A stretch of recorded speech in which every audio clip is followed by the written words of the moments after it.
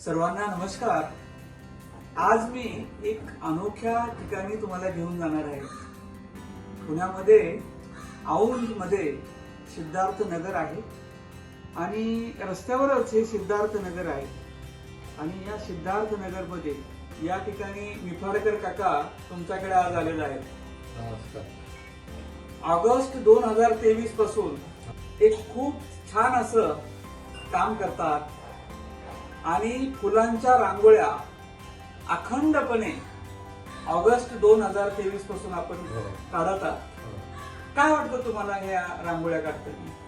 रांगोळ्या काढताना काही नाही, एक मनाची शांती असते। तेवढा वेळ आपण म्हणजे अगदी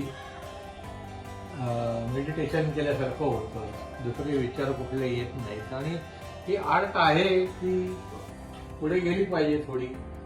आपण 25 ऑगस्ट 2023 पासून आज 9 जून 2026 आहे आणि अखंडपणे म्हणजे कुठेही त्यामध्ये खंड आपण केलेला नाही। रोज फुलं गोळा करणे आणि आल्यानंतर ह्या टेबलवरती आपण या फुलांची मांडणी अतिशय उत्कृष्टपणे करतात। आम्हालाही खूप आनंद मिळतो ते बघताना। आज या ठिकाणी तुम्ही तवी बियाची फुलं असतील, बाहुनियाची फुलं असतील, कायगे बियाची फुलं असतील, थेरेसियाची फुलं असतील, ही सगळी फुलं किंवा तगरीची फुलं आहेत, याची सगळी मांडणी या ठिकाणी केली आणि प्रत्यक्षपणे रोज तुमचे मोबाईलमध्ये आम्ही बघत होतो, आज प्रत्यक्षपणे ही रांगोळी तुमची बघायला आली। तर तुम्हाला जे आहे किती वेळ लागतो ही रांगोळी काढण्यासाठी? ही रांगोळी फुलं सगळी गोळा करून आल्यानंतर 15 ते 20 मिनिटात तयार होते। बरं। आणि तुम्ही आता अनेक त्या म्हणजे 15 ऑगस्टला असेल तर तुम्ही मध्ये झेंडा पण काढला होता, वेगवेगळ्या सणांना त्या ऑकेजन प्रमाणे तुम्ही काढत असता। तर तुम्हाला हे कसं सुचतं?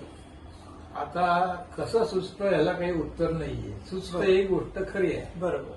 25 ऑगस्ट 2023 पासून आता येणाऱ्या 25 ऑगस्टला 3 वर्ष पूर्ण होती। म्हणजे काकांच्या हजारभर रांगोळी ह्या आता मोबाईल मध्ये या उपलब्ध आहेत। जरूर तुम्ही काकांचा या ठिकाणी मी नंबर आपल्याला शेअर करतो, परंतु या काकारूपी अवलियाला एक विशिष्ट अशी आवड असलेल्यांना आपण निश्चितपणे भेटलं पाहिजे आणि ह्या रांगोळींचा आनंद आपण घेतला पाहिजे।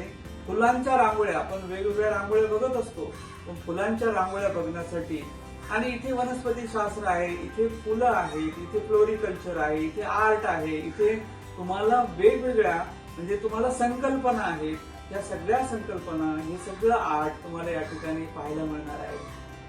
काका, तुम्हाला जी नवीन पिढी आहे किंवा मुलं असतील किंवा वेगवेगळ्या विषयाची मुलं असतील त्यांना काय सांगावं वाटतं? त्यांनी असे काहीतरी छंद जोपासायला पाहिजे। आज सगळी मंडळी फक्त रेसच्या मागे लागल्यासारखी असतात, त्यांनी काहीतरी छंद जोपासले पाहिजे।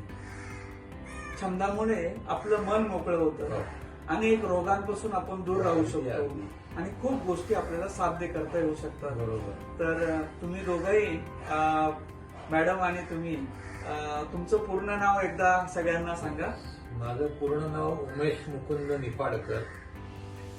मी 55 साली जन्म घेतलेला आहे आणि बी सिव्हिल COAP मधनं मी 77 साली पास झालो।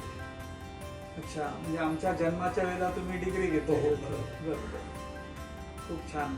बघा, स्वतः इंजिनियर अभियंता असलेले निफाडकर काका, मॅडमही या ठिकाणी आहेत आणि दोघंही आपणही या मॅडम या ठिकाणी दोघंही या ठिकाणी खूप छान पद्धतीने हे काम हे करतायत आणि एक छंद जोपासणे, अविरतपणे काम करणे, निश्चितपणे या छंदाचा आपण लाभ घ्यावा।